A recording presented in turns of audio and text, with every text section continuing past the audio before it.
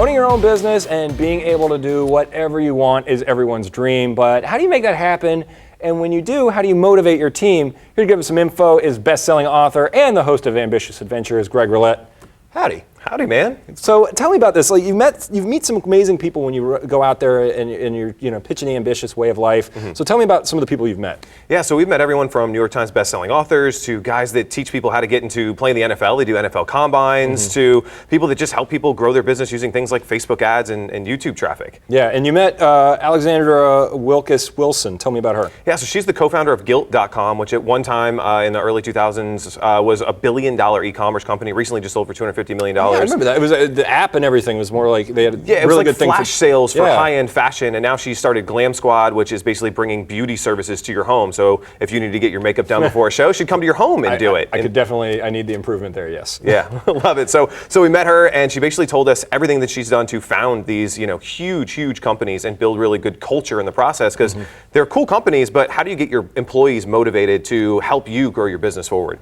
And you guys go online and you have these master classes, which is part of the whole Ambitious Academy that you guys have been putting together. So tell me about those master classes and what people really kind of get out of them. Yeah, so what I love about the master classes is they are free for people to show up and watch online. And what's great about that is that most people, they need a mentor. They need someone that's going to help them, that's going to coach them, that's going to guide them to grow their business. But a lot of times you either can't get access to them or you got to pay a lot of money to get advice from them. And so we've really broken that down through our connections and our network to bring people like Alexandra into the studio so that you can learn from this person. You can interact with them. You can ask questions. And they're 4-hour live classes, 100% free for you to watch them live, and then we do make the on-demands available for purchase after the fact. Yeah, and believe me, I'm one of those people. I went and got my master's degree in business, and we were talking about this a while ago, and you're like, can you work on a business plan? I'm like, nope. Hang on, let me go to Google real quick, and I'll take care of that. So you guys kind of help people out and kind of push them in that right direction, right? Yeah, I believe that entrepreneurs learn best from other entrepreneurs. We learn best from someone who's done what we want to do. Like if you want to run an agency, go meet someone who's running an agency. If you want to go write a book, meet someone who's written a book. If you want to start something at the farmer's market, go talk to somebody who works at the farmer's market, and we just bring those people in and use the power of the internet to do that, because now you don't have to travel across the world to meet these people. Just show up online. What's the biggest pull you got from Alexandra? Like what were you able to pull out of that master class that someone would be willing to use, as they're moving forward? Yeah, what I really learned from her is that though it was high tech, they used a lot of low tech marketing to grow their business. It was still going to networking events, meeting people, and even though that it was an online business and ours is an online business, offline face-to-face, nothing will ever replace building real relationships. Awesome. Well, thanks, Greg. Appreciate it. Everybody go to ambitious.com. They can sign up and learn the ways of the businessman. Or you can head to our website, studiodtelevision.com. We'll have all the info on there, too. Thanks, Greg. Thanks, man. Thanks, Matt. That was some good advice, right? Yes. Definitely. I love those Ambitious Adventures. And then I like how you can take the class and then also get a copy of it. So if you don't absorb everything, you can kind of... Like me. I'm a slow sponge. Well, guys, admit it, not even onions can make you cry sometimes, right? But why are your wife and kids crying? Well, the kids saw Miley Cyrus and broke down in tears. But well, that makes sense. Those really don't look like tears of joy, do they? It looks terrified. Is that the Wrecking Ball video that is, I think? I don't know. There's nothing on. She is a wrecking ball. What this husband and wife team did is they took pictures of why your kid would cry at some point. So, Daddy, I want to see the Dolly movie, so let's play pretend. And of course, she's holding Chucky.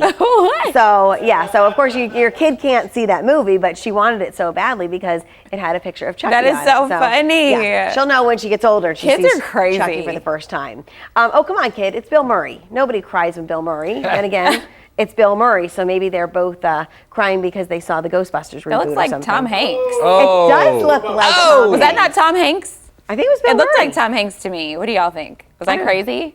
Maybe. Oh, well. Well, then my joke wouldn't work. Finally, one loving hubby decided to list the reasons why his wife cries. Gosh, dude, human beings can be emotional creatures. She found out swans can be gay and thought it was really nice. She was hungover and saw a picture of a piglet. I waited until it was dark and pretended to be the Babadook. I hate that movie. The fluffy bunny escaped from an Arctic fox in a documentary, and she cried. There were no biscuits in the house, and she cried. I get that. Yeah, I get that one too. Yep. And then she remembered swans can be gay, so she cried again. And then I tried to hold her hand when she wasn't even expecting it, and she cried. I cooked her dinner after a long day. She cried. She watched a video about a dog. and cried. Wow. There was one about a baby, and the mother had broken the cheese in 2 pieces, and that's why he was crying, because he didn't want his whole cheese broken. cheese? He didn't want his cheese broken. Yes.